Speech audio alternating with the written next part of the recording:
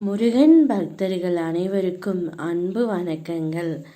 என் அன்பு குழந்தையே, தர்மத்தின்படி நான் தூய வாழ்க்கை நடத்துவதால் தான் இப்படி துயரங்களையும் கஷ்டங்களையும் மாறி மாறி சந்திக்கின்றேனா என்று நினைக்காதே. நேர்மையாக வாழும் பொழுது சில இன்னல்கள் பிரச்சனைகள் வரத்தான் செய்யும்.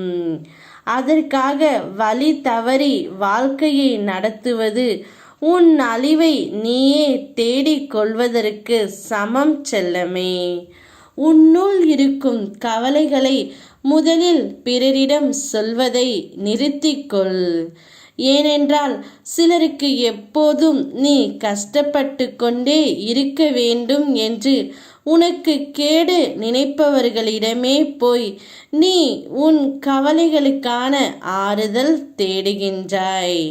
அப்பேற்பட்டவர்களோ உனக்கு முன்பாக உதடுகளில் வருத்தம் தெரிவித்து மனதளவில் நீ படும் துயரங்களை கண்டு மகிழ்ச்சி அடைகிறார்கள் செல்லமே. உன்னை எப்படி குழம்ப செய்து அதை அதிகப்படுத்தலாம் என்று யோசிக்கிறார்கள். கவலைப்படாதே. உன் அன்பை புரிந்து கொள்ளும் நேரம் காலம் நிச்சயம் அவர்களுக்கு வரும். எதற்காகவும் விரக்தி அடையாதே. பயமின்றி உன்னுடைய இலக்குகளை நோக்கி நீ சென்று கொண்டே இரு. யாரையும் நீ இகழ்ந்து பேசாதே. எவரையும் துச்சமாக கருதாதே. சிலர் உன் உண்மையான அன்பை புரிந்து கொள்ளாமல் குப்பையை போல் உன்னை தூக்கி எறிந்து விட்டார்கள் என்று நீ மிகவும் வருத்தப்பட்டு கொண்டிருக்கின்றாய்.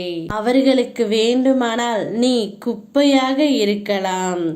ஆனால் என்னை பொறுத்தவரை என் குழந்தை தங்கம், நீ விழுந்த இடம் அப்பாவின் காலடி.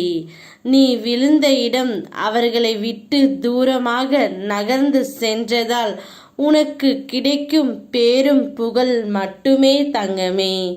இப்பொழுது தெரிகின்றதா நீ எந்த இடத்தில் விழுந்து கிடக்கின்றாய் என்று? நீ எப்பொழுதுமே இந்த அப்பாவின் பிள்ளை என்பது அவர்களுக்கு தெரியாமல் சென்றுவிட்டது. உன்னுடைய பெயரும் புகழும் உயரும் பொழுது அவர்களே உன்னுடைய காலடியில் வந்து விழும் நேரம் வரும். அவர்கள் உன்னை தூக்கி எறிந்தால்தான் நீ விவேகமாக இவ்வளவு முன்னேற்றத்தை அடைந்திருக்கின்றாய். அதை ஞாபகம் வைத்துக்கொள் தங்கமே.